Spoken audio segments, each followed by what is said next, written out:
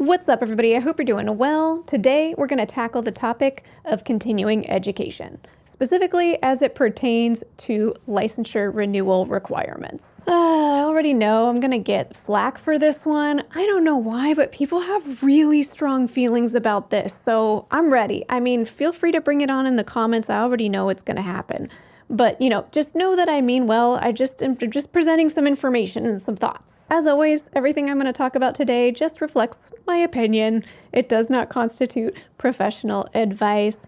And I do have some thoughts and opinions that I'd like to share. Now, I can't make a universal blanket statement because there are just so many states in the US, as well as so many different types of licenses to become a therapist, that I can't check every single licensing board to see if this is true. But as far as I can tell, for the most part, most states and most types of licenses, MFTs, social work psychologists, etc., are requiring continuing education courses in order to renew our licenses. I just know one of you listening is in a state or has a license type that isn't following that structure, and you're going to leave a comment, and I want to hear that comment because I'm curious who's doing it differently than this setup. But to be completely honest, every 2 years when it was time for me to renew my license, it would be the last few months but leading up to my license renewal, and I'd just be cramming in a bunch of CEs in order to be able to fulfill the requirement in order to renew my license. I know I'm not the only one who's cramming those CEUs at the last minute and finding them generally not helpful. But I just yesterday renewed my license as a California psychologist for the next 2 years, and I will say, this renewal cycle was pleasantly so much different. Let me explain. So as a California psychologist, my governing board is the Board of Psychology in California. And as of January 1st, 2023, they rolled out a completely new set of requirements in order to renew your license. It used to be that you had to complete 36 hours of continuing education every 2 years with some specifics mixed into that in order to renew your license. And that was pretty much it, aside from filling out a little application and paying a fee. But as of January 2023, California psychologists now have a completely different set of requirements. Instead of being required to complete 36 hours of continuing education units, we're now required to complete 36 hours of continuing professional development. So the way the California Board of Psychology has broken down CPD is into 4 categories, and in order to complete your 36 required hours of CPD, you must have utilized CPD from at least 2 of those 4 categories in order to renew your license. There are some requirements within those 36 hours. 4 of them have to be related to laws and ethics, and 4 of them have to be related to cultural diversity or social justice. However, that's included in the 36 hours and can come from any of the 4 categories of CPD. I really started learning about this new CPD model around 2022, and I'll be honest, at first I was completely overwhelmed. To me, initially, it felt like things were getting more complicated. I used to be able to just do 36 hours of continuing education and renew my license, and now you're asking me to do, a bunch of different stuff to renew my license, and now I have to jump through more hoops, I guess, in order to maintain my license. And based on some of the comments that I'm able to find online, I'm not the only one who had this reaction, but now that I've personally gone through a full cycle of renewing my license using this new CPD model, I am fully bought in. I think this makes way more sense than the CE-based model that almost every licensure renewal is based upon across the US. And I'm going to explain a little bit why, because I think the Board of Psychology in California is one of the very few that's following this model right now. And this feels important to say before a bunch of you freak out. If you are a therapist in California, but you're not a psychologist, you do not have these CPD rules underway yet. If your board of licensure is the BBS, they are still operating under their existing prior model. So just clarifying that. So I'm going to describe a little bit more of this CPD model and how I ended up implementing it in my licensure renewal so you can kind of get a feel for what it's like. I'm pulling all of this information directly from the California Board of Psychology website. I'll link to all my references below in case you want to check things out for yourself. So I mentioned that CPD, or continuing professional development, has 4 categories, and each license renewal period, psychologists have to complete CPD from 2 of the 4 categories at a minimum. And the 4 categories of CPD are professional activities, academic, sponsored continuing education, or board certification. So breaking them down a little bit further, in the first category of professional activity, that includes things such as peer consultation, practice outcome monitoring, professional services, conference or convention attendance, examination functions, expert review or consultation, and attendance at a California Board of Psychology meeting. I'm not going to break down each of these because, I attended a 3-hour webinar where the Board of Psychology broke down all of these things so I knew what they were, and I'm not going to spend 3 hours reiterating them here. They actually have a recording of that on their website, so I'll link to that below if you're interested. But just looking at this category like peer consultation, I meet with my consult group every 2 weeks, whether it counts towards my licensure renewal or not. So you can max out at 18 hours of peer consultation counting towards your licensure renewal. I'm going to hit that within a matter of just a few months without making any changes to my schedule, and that's already half of my license renewal requirements. As we continue through this episode, I think you'll see that I'm going to be making a case for why a continuing professional development model makes more sense when it comes to our license requirements and our renewal requirements rather than a more traditional continuing education model. And this is one reason why. There's things that we're doing to continue our professional development, most of us at least, that will already be able to count. I was doing so many things already to further my professional development that by the time that I got to my license renewal, there was only 5 hours left that I needed to complete because I had checked so many boxes already and even maxed out a bunch of them. And the second category of CPD is academic, which includes academic coursework, academic or sponsor-approved continuing education instruction, supervision, publications, and self-directed learning.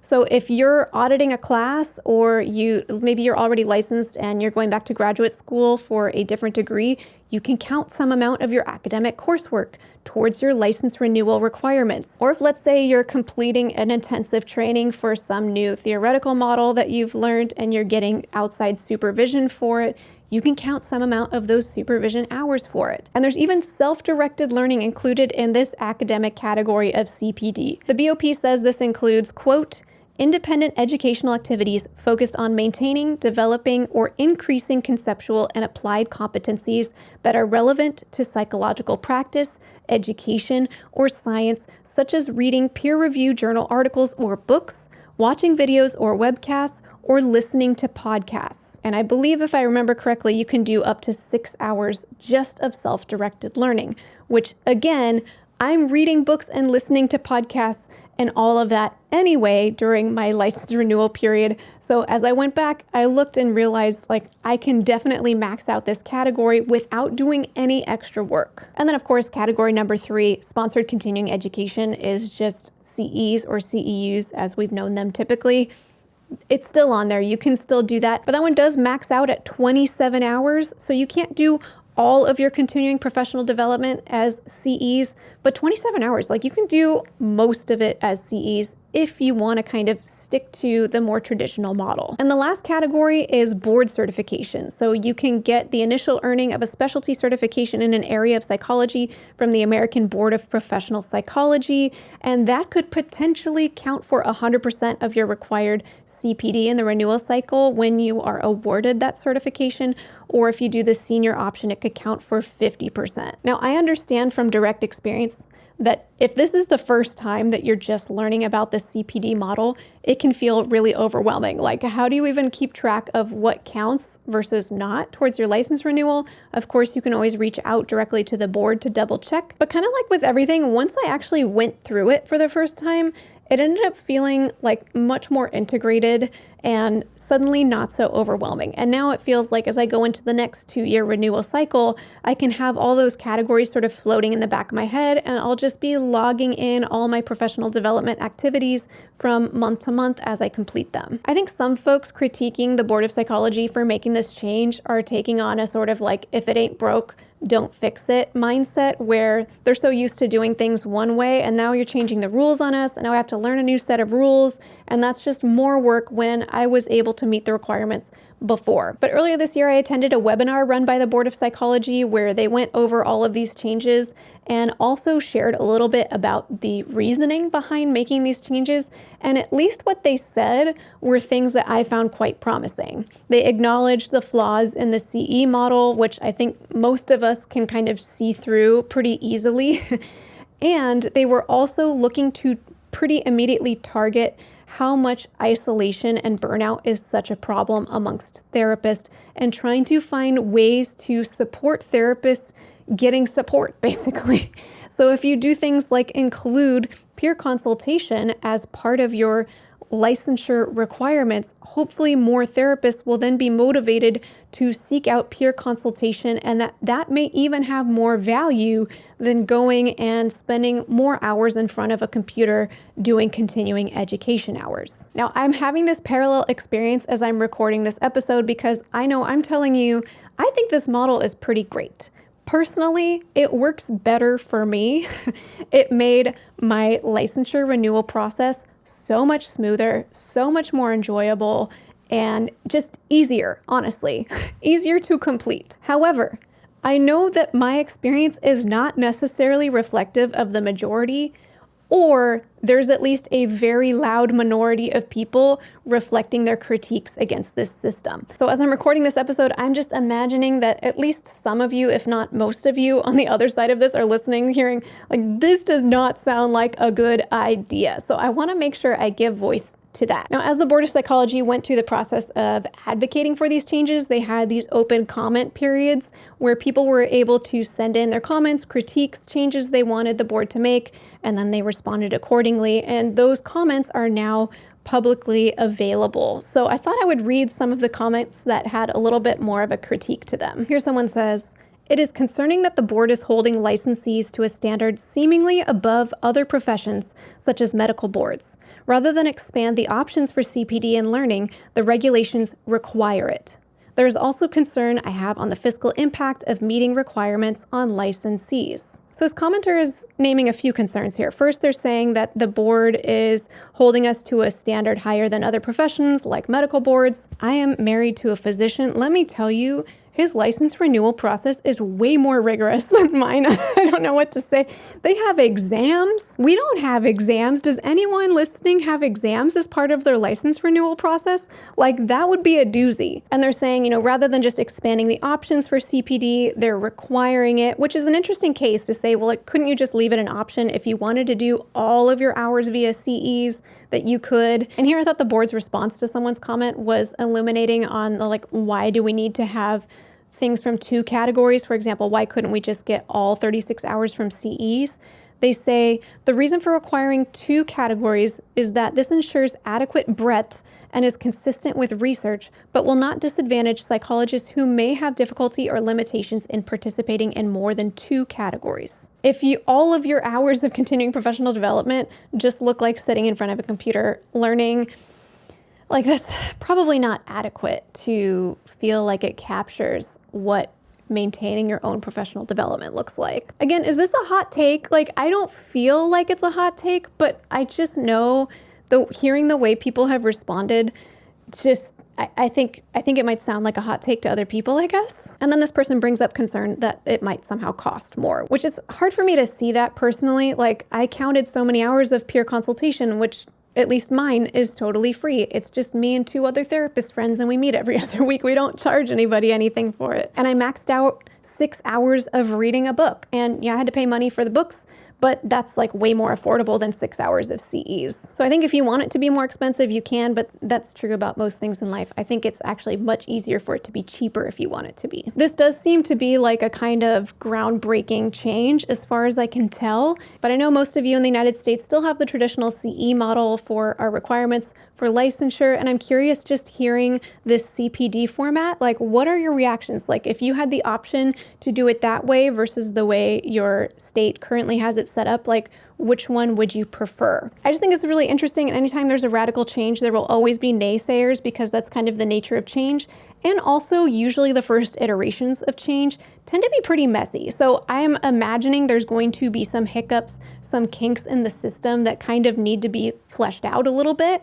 But I feel really hopeful that this might be a direction that things can move towards. It's trending in the right direction, again, in my opinion, and I'm just wondering what other people think. Part of the reason why I wanted to make this video, even though I imagine it might not get a whole ton of views relative to other videos, is I want to use this platform well and kind of like get information out there that feels useful.